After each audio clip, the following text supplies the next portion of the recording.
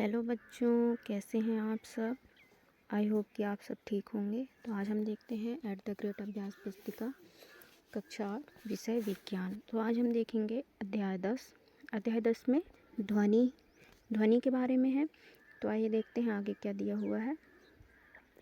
नीचे दिए गए शब्दों की सहायता लेकर सारणी को पूर्ण कीजिए। तो यहाँ पर सारणी बनी हुई है। यहाँ वाद्य यंत्र एक साइड आपका दिया है, वाद्य यंत्र दिया हुआ है, दूसरी साइड ध्वनि उत्पन्न करने वाला भाग या उसका तरीका है ना। तो यहाँ पर लिखा हुआ है, आप देख सकते हैं। यहाँ पर कोष्टक में सब दिया हुआ है सारणी में, वह आप देख के भर सकते हैं। ठीक है, अच्छे से आगे भी दिया हुआ है, देख सकते हैं। अब हम बढ़ते हैं अभ्यास की ओर। यहाँ पर दिया हुआ है आपका प्रश्न क्रमांक पहला है, सही विकल्प के आगे सही का निशान लगाइए। तो यहाँ पर ध्वनि का तारत्व ज्ञात किया जाता है। तो ध्वनि का तारत्व कैसे ज्ञात किया जाता है देखते हैं। तो यहाँ पर आपका दिया हुआ है ऑप्शन ए इसकी आवृत्ति से, ऑप्शन बी इसके आयाम से, ऑप्शन सी इसकी प्रबलता से, ऑप्शन डी इसकी चाल से। तो इसका जो सही आंसर वह हो जाएगा ऑप्शन ए इसकी आवृत्ति से। ठीक है, अब हम बढ़ते हैं अगले प्रश्न की ओर। यहाँ पर आपका दिया हुआ है, चित्र में दर्शाए अनुसार अलार्म घड़ी एक बर्तन में रखी गई है। अलार्म की ध्वनि बर्तन के पास खड़े व्यक्ति को स्पष्ट सुनाई देती है। अब यदि बर्तन के अंदर से वायु को पूरी तरह निकाल दिया जाए तो पास खड़े व्यक्ति के लिए अलार्म ध्वनि की प्रबलता कैसे प्रभावित होगी। तो यहाँ पर चित्र बना हुआ है, देख सकते हैं। ठीक है, और नीचे ऑप्शन दिए हुए हैं, है ना। तो ऑप्शन ए है आपका, ध्वनि की प्रबलता बढ़ जाएगी। ऑप्शन बी ध्वनि की प्रबलता कम हो जाएगी। ऑप्शन सी ध्वनि सुनाई देना बंद हो जाएगी। ऑप्शन डी ध्वनि की प्रबलता अपरिवर्तित होगी। तो इसका जो सही आंसर है वह है ऑप्शन सी, ध्वनि सुनाई देना बंद हो जाएगी। ठीक है, अब हम देखते हैं अगला प्रश्न। यहाँ पर देखिएगा,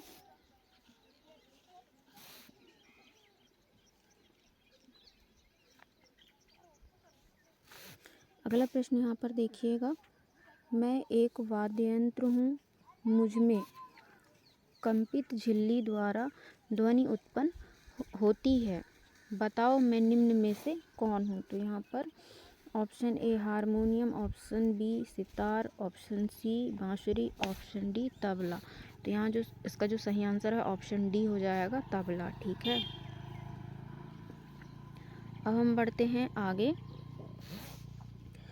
देखिएगा, कुछ माध्यमों की सूची नीचे दी गई है। लकड़ी, दूसरा जल, तीसरा वायु, चौथा निर्वात। इनमें से किन माध्यमों में ध्वनि गमन कर सकती है। तो ऑप्शन यहाँ दिया हुआ है, ऑप्शन ए केवल ए तथा पहला या दूसरा, बी में दिया है तीसरा या चौथा, सी में दिया है पहला दूसरा तीसरा, और डी में दिया है केवल दूसरा तीसरा और चौथा। तो इसका जो सही आंसर हो जाएगा ऑप्शन सी, केवल पहला दूसरा और तीसरा। ठीक है, लकड़ी, जल और वायु। ठीक है, अब हम बढ़ते हैं आगे। ध्वनि की प्रबलता घटाने के लिए हमें ध्वनि के कंपनों की, आगे देखिए ऑप्शन यहाँ पर दिया हुआ है आपको। ऑप्शन ए आवृत्ति घटानी होगी, आवृत्ति बढ़ानी होगी, आयाम घटाना होगा या आयाम बढ़ाना होगा। तो इसका जो सही आंसर हो जाएगा ऑप्शन सी, आयाम घटाना होगा। ठीक है, अब हम बढ़ते हैं आगे। यहाँ पर आपका दिया हुआ है खाली स्थान, है ना। नीचे दिए गए शब्दों का चयन कर रिक्त स्थानों की पूर्ति कीजिए। तो यहाँ पर दिया हुआ है प्रबल, दिया हुआ है हर्ट्ज, दिया हुआ है शोर है, और 20 हर्ट्ज है से 20 हर्ट्ज से 20,000 हर्ट्ज है ना। उसके बाद फिर आवृत्ति है।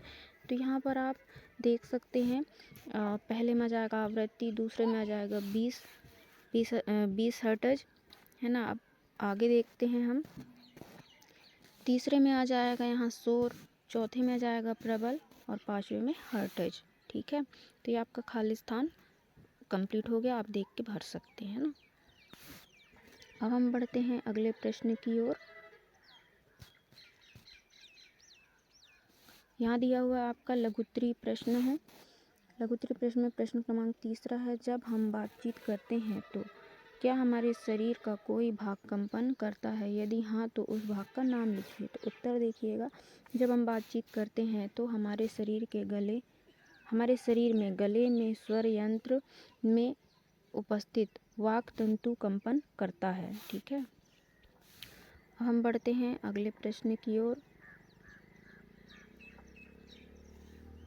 यहाँ पर है अगला प्रश्न है, प्रश्न क्रमांक 4 है, पुरुषों की तुलना में महिलाओं की आवाज़ तीखी क्यों होती है? तो पुरुषों की महिलाओं की आवाज़ तीखी क्यों होती है, आइए जानते हैं। इसका उत्तर देखिएगा, महिलाओं के स्वर रज्जु द्वारा उत्पन्न ध्वनि पुरुष के ध्वनि से अधिक होती है, इसलिए महिला की आवाज़ पुरुष के आवाज़ से तीक्ष्ण या तीखी होती है ना। आगे देखिएगा, यहाँ पर प्रश्न क्रमांक 5 है, ध्वनि की प्रबलता आयाम पर किस प्रकार निर्भर करती है? यदि आयाम दुगना कर दिया जाए तो प्रबलता कितनी बढ़ जाएगी? तो इसका उत्तर देखिएगा, ध्वनि का आयाम बड़ा है तो ध्वनि की प्रबलता आयाम के वर्ग के अनुपात में बढ़ती है। यदि आयाम दुगना कर दिया जाए तो प्रबलता 4 गुना बढ़ जाएगी। ठीक है, ये हो गया आपका प्रश्न क्रमांक 5। अब प्रश्न क्रमांक 6 देखिएगा, मान लीजिए आप कार में बैठे हैं जिसके सभी शीशे पूरी तरह से बंद हैं, तब क्या आप कार के बाहर खड़े अपने साथी की आवाज़ सुनने में सक्षम होंगे? अपने उत्तर का कारण भी दीजिए। तो यहाँ पर उत्तर देखिएगा, नहीं, आप कार के बाहर खड़े अपने साथी की आवाज़ नहीं सुन पाएंगे, क्योंकि शीशे बंद होने के कारण ध्वनि तरंगें भीतर प्रवेश नहीं कर पाती। ठीक है, ये हो गया आपका प्रश्न क्रमांक 6 का उत्तर। अब हम देखेंगे प्रश्न क्रमांक 7, आवृत्ति किसे कहते हैं, इसकी इकाई क्या है? तो उत्तर देखिएगा, किसी वस्तु के प्रति सेकंड में किए गए दोलन की संख्या को आवृत्ति कहते हैं, इसकी इकाई हर्ट्ज है। ठीक है, अब हम देखते हैं अगला प्रश्न, जो कि यहाँ पर दिया हुआ है, दीर्घोत्तरीय प्रश्न है।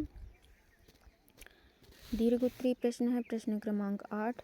तो यहाँ पर आप देख सकते हैं डायग्राम बने हुए हैं, ए और बी चित्र, और ऊपर 2 चित्र ए तथा बी दिए गए हैं। चित्र ए में कोई लड़का सीटी बजा रहा है तथा चित्र बी में कोई लड़का ढोल बजा रहा है। ठीक है,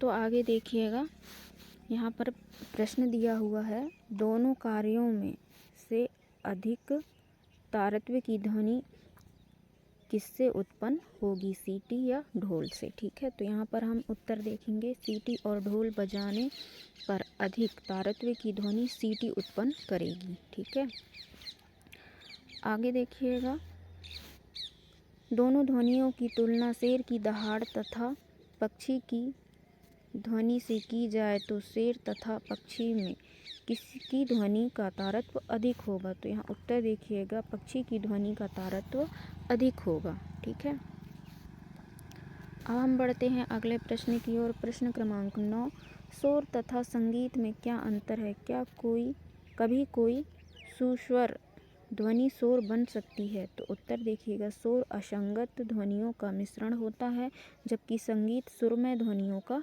संगठित रूप है। यदि सुरमय ध्वनि का स्तर बहुत अधिक हो जाए तो वह शोर बन सकती है।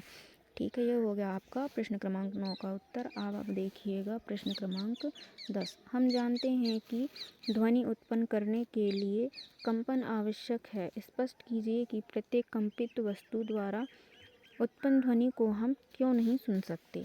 तो इसका उत्तर देखिएगा, यदि कंपन की आवृत्ति बहुत कम या बहुत अधिक हो तो वह ध्वनि श्रव्य सीमा से बाहर होती है और इसलिए हम उसे नहीं सुन सकते। ठीक है, तो ये भी हो गया आपका प्रश्न क्रमांक 10 का उत्तर। अब हम बढ़ते हैं अगले प्रश्न की ओर। प्रश्न क्रमांक 11, श्रव्य तथा अश्रव्य ध्वनियों में अंतर। तो श्रव्य ध्वनियाँ 20 हर्ट्ज से 20,000 हर्ट्ज की आवृत्ति वाली होती है, जिनमें मानव कान सुन सकता है। अश्रव्य ध्वनियाँ इस सीमा से बाहर होती हैं और हम उन्हें नहीं सुन सकते। ठीक है, अब हम देखते हैं आगे प्रश्न क्रमांक 12 अपने घर में पाए जाने वाले कुछ ऐसे स्रोतों की सूची बनाइए जो ध्वनि प्रदूषण उत्पन्न करते हैं। तो यहाँ आप देख सकते हैं मिक्सर ग्राइंडर है, वॉशिंग मशीन है, टीवी है, ट्रैफिक की आवाज़ें हैं, लाउड स्पीकर और फ़ोन की रिंग। ठीक है, अब हम देखते हैं आगे।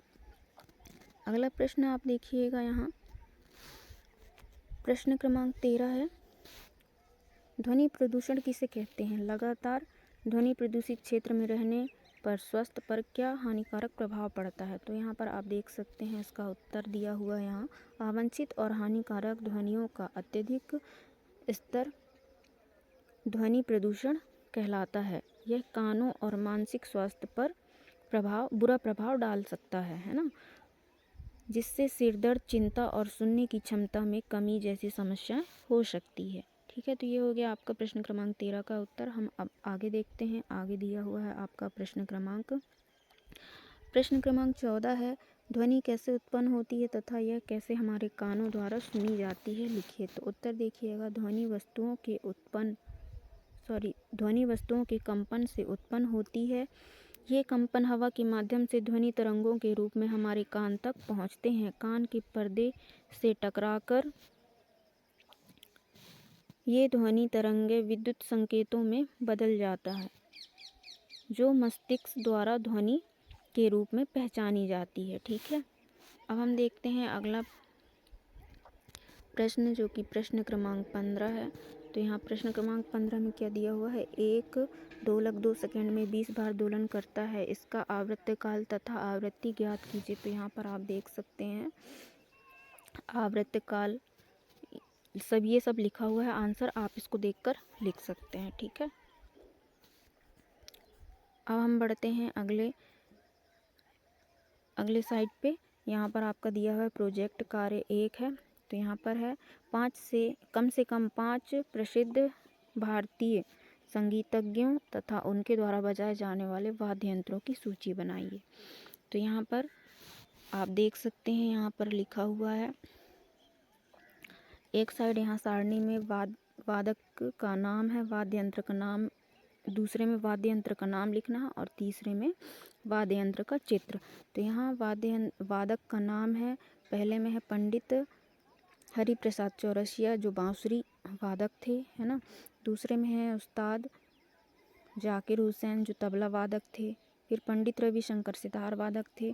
उस्ताद अमजद अली खान सरोद वादक थे। और पाँचवें में है बिस्मिल्लाह खान शहनाई वादक थे। तो यहाँ पर आपको इनमें चित्र आपको खुद से चिपकाना है। ठीक है, अब हम देखते हैं अगला। यहाँ पर दिया हुआ है, साला घर मोहल्ले में अवलोकन कर ऐसे वाद्य यंत्रों की सूची बनाइए जो आपने देखा होगा। तो यहाँ हमने क्या क्या देखा वो लिखना है। तबला है, ढोलक है, बांसुरी है, मृदंग है, तुरही है, हारमोनियम है, पियानो है, शहनाई और नंगाड़ा। ठीक है, अब देखते हैं प्रोजेक्ट क्रमांक, यहाँ पर दिया हुआ है प्रोजेक्ट क्रमांक 2 है। प्रश्न देखिएगा, अपने आसपास स्थित ऐसी वस्तुओं की सूची बनाइए जो ध्वनि प्रदूषण के लिए उत्तरदायी है। तो यहाँ पर आप उत्तर देख सकते हैं, गाड़ियों का हॉर्न है, लाउड स्पीकर है, तेज संगीत है, निर्माण कार्य है, इंडस्ट्रियल मशीनें हैं जो कारखानों में लगी रहती हैं ना, उसकी वजह से भी हमें ध्वनि प्रदूषण होता है। आगे देख सकते हैं आप, यहाँ पर दिया हुआ है, ध्वनि प्रदूषण को दर्शाता हुआ किसी एक पोस्टर का निर्माण कीजिए तथा ध्वनि प्रदूषण को कम करने हेतु 2 स्लोगन या नारे भी लिखिए। तो यहाँ पर नारा आप देख सकते हैं, शांत वातावरण, स्वस्थ जीवन, ध्वनि प्रदूषण से बनाए दूरी। दूसरा है, शोर कम करें, सुकून बढ़ाएं, ध्वनि प्रदूषण को दूर भगाएं। ठीक है, ये 2 नारे आपके यहाँ से आपका अध्याय कंप्लीट हो चुका है। ठीक है, अब मिलते हैं अगले नेक्स्ट अध्याय लेकर नेक्स्ट वीडियो में। ठीक है, बाकी के जो भी आपको प्रश्न उत्तर चाहिए पिछले अध्यायों के, तो वो आप चैनल पे जाके देख सकते हैं। और चैनल को ज़रूर सब्सक्राइब करिएगा और वीडियो को ज़रूर से ज़रूर शेयर कीजिएगा। धन्यवाद।